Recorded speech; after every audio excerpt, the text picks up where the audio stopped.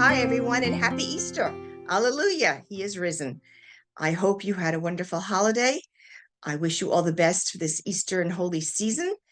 Um, this is my favorite, not only my favorite holiday, but it's also my favorite time of year. So I love from Ash Wednesday all the way to Pentecost. And just the fact that it's spring and things are starting to bloom. If the rain here in New Jersey ever leaves, it will be great. But I hope you had a great Easter. And I had the family at my house, and two of the families were missing because they went to their other families. Um, so there was a little less people, nonetheless, still very crowded, but at least a little more civil, kind of thing. And we decided to include with the children's Easter egg hunt an adult Easter egg hunt, and it was really a lot of fun. And the kids were responsible for hiding the eggs for the adults. The adults were responsible for the kids. And what these kids came up with was hysterical. And because it was like last minute. So they're writing little notes in these Easter eggs, like, you get to pray with Uncle Mike, or, there were pieces of gum, throat lozenges, I mean, Band-Aids, but we just had a lot of fun. Somebody videotaped it, and it's definitely a treasure to have. Uh, so that was our Easter. It was relaxed. It was a lot of fun. And I said, just so caught up with the Triduum this year. It was just absolutely beautiful. And I didn't get to the vigil, which I usually, because of other circumstances, and then my family had to visit someone who's ill. But nonetheless, it's just beautiful and packed with people, and great, great, great holy day. So, as I said, I love it. Because of Easter, and you may have noticed with the lessons, they kind of group two Sundays together into one packet that we get, weekly packet. So I wasn't sure. I know I treated it in the gospel, the summaries that I do, the lesson planning enhancements that are in online. I did do them separately because I just felt both were so rich that I didn't want to miss out on anything. So, but I did say to the children, I said, look, you're off for Easter that week. Do you want to meet? Thinking, they usually like if their friends don't have religion in school, in the parish, that we don't meet. But they said, no, let's, and I'm like, really? Okay, good. I'll take that. So in the venture series for grades 4 through 6, if you noticed, in the back of well, it would be part of the second lesson for the those dates, those two gospels. I decided to take them on scavenger hunt, and you can see it if it's in, you can see this. This is what we took. So we go into church, and it's really surprising to see there's such richness in everything that we covered. I had them go in, and I explained what a narthex is, because the parish, and this is my church, and that's where they wanted to go. So explain what the narthex is, the purpose of the narthex, the space between the outside world and our world with God.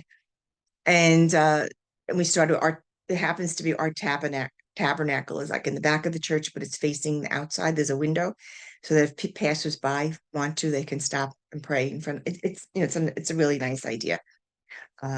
So what we did, they took their little papers, and I said, bring your phones and let's do this. So we started with the outside of the church, like I said, the tabernacle there, the narthex, the cry room, even we talked about that. And we slowly worked our way up to the sanctuary. And when they came into the sanctuary, I had them go by the altar. They could touch it, stand by it, see what the celebrant is seeing when the mass is being celebrated, looking out on all the people. And I took them to they actually carried up the gospel books as if they were in procession for mass. It was really cute. And where would they put it? I showed them the book. I showed them the lectionary. I showed them what the priest uses to follow the mass, and the liturgical book. And it's really a lot, and we did the stained glass windows to explain that people didn't know how to read or write, years ago, so they used stained glass windows to teach them. That was the catechetical tool that was used. So I visited the stained glass windows. And then again, now we're up in the sanctuary. So they looked around the altar, they sat in the presider's chair, and then we got up to the ambo, and out there were the readings of the day.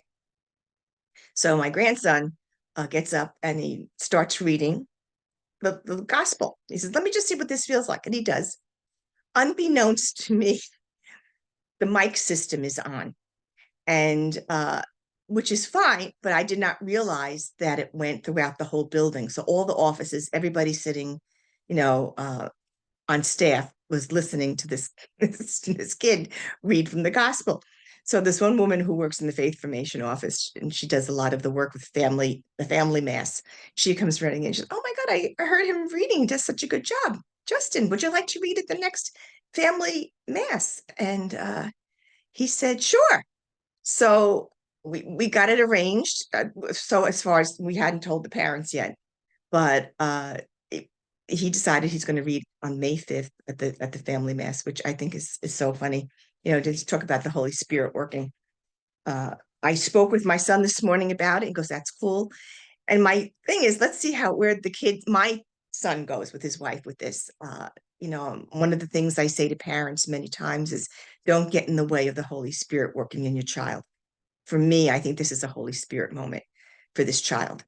Uh, he was there, we happened to be there, and he was asked, he was called, and he said, sure. He responded. And I'm really excited about this. I think this is a great learning. And this is the beauty of, again, doing this with someone, what I'm seeing in them. I've said this many times, their own growth, but see it starting to come to a little fruition, and that our week after week after week meeting and being together in our relationship as well is starting to bear fruit. That I'm on a lower level because they're only in sixth grade, so I can only imagine. But I'm just really excited about that, and it's just really great to be a part of that.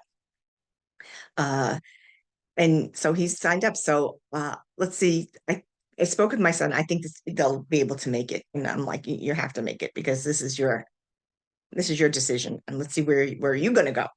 So it was really fun. So then after we did the sanctuary piece of it, and people were coming in saying, "Who's speaking?" They got to meet the staff of the parish, and things were connecting for them. And the pastor happened to be there, and he was speaking to them. So it was really a great moment that we were able to do that, and they're making their connection to the greater church. And now taking on maybe perhaps a little responsibility. And this woman, after Justin said yes, he would do it, she says, "Welcome to the ministry of lecturing." And he looked at her, and I just wish everybody had seen it. I wish I'd taken a picture if I knew, but it was good. You start to see things happening. Um, as I said, the church itself, visiting the church is just, there's so much information, and I could feel it coming out. I was like one of the kids, excited to go from one thing to the next, just going to the altar and explaining their relics there. Just, and this is, as I said, our pastor calls it the best table in town. And, you get the greatest meal at this great table. And then they, go into the music room, and I took them through that, the other areas as well. But back in church, I took them through the Stations of the Cross. And in our church, under each station is a QR code, which you take your phone, as you know, and it would be a prayer that you would say at that particular station. So we didn't do all of that. That's something we just do separately. We'll do that at another time when we just visit all the stations. But now, you're in the mood of Easter, the resurrection. It's hard to kind of go back to the stations at least for me. I wanted to kind of bask in the glory of the resurrection. But they knew it was there. They knew it was around. And then taking them, of course, to the baptismal font. They blessed themselves. We went through the whole thing while we do this, and then your baptismal, your Father, Son, Holy Spirit, bless yourself with the holy water in remembrance and memory of your baptism. And I showed them the oils. We had the oils there and what they're for. And they were brought in on Holy Thursday and for confirmation. And, so to see it's one thing, to talk about it, but to actually see them. And then we looked at the Easter candle, and such a great time to talk about the Easter candle because this is all new, and how it was lit on the Easter Vigil, and explain that. Now there's a fire outside, and they go, "Oh, we're going next year." I said, "Well, okay, sounds exciting. Let's see. I hope you do. I want you. I'd love you to see it." And then, how that candle is present now for every baptism, for every mass until Pentecost, and for every funeral throughout the year. And that kind of blew their minds. Like, really, this is, yeah. And the traditions that we have in the Catholic tradition are so great and so vast and so beautiful and so alive that it's exciting. I find it to be exciting. So that was that. And it turned out yesterday was also on Wednesdays in my parish, they have exposition of the Blessed Sacrament, and it's in a separate room from the church. So that's how we ended our visit, our day. And I explained to them what it was. Uh, and they were wonderful. They just sat there, they prayed. You could feel they sensed the respect. It was like nobody had to tell them anything. It was just a sense of respect. I remember when I was a DRE, I said, "You ever want to get seventh and eighth graders quiet? You have exposition of Blessed Sacrament." I don't know what happens. I can't explain it, but there's something that calm, respect, and awe comes over the group. And that's certainly, I saw that yesterday in my two grandchildren, and they took it in. And I asked them what did they like the best, and one, about the whole thing. One liked the stations, the other one liked the fact that they could get up there and touch things, the ambo, the altar, to sit in the priest chair, to see the books, the gospel books, the lectionary, all of those things were very important.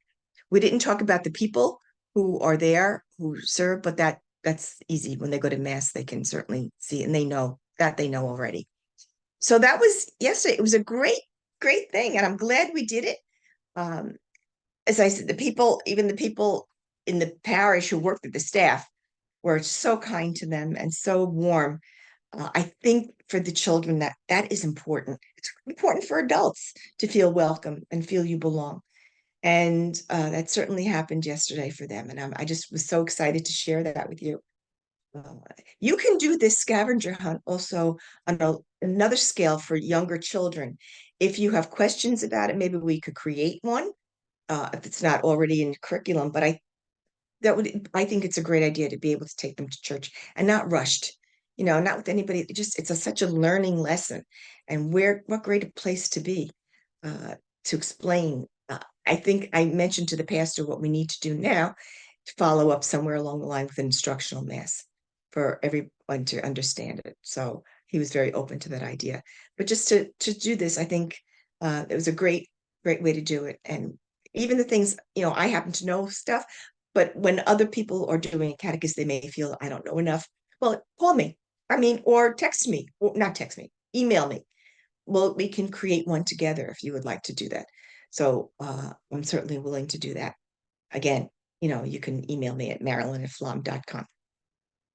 Uh, so that was my Easter, and I feel very blessed. And now it's Easter week, and it continues. So let us be joyful and let us be Easter people, filled with joy and filled with the knowledge of the resurrection of Jesus, but also that of our own resurrection that will happen one day. And that's the good news. Thank you. I will see you next week. God bless.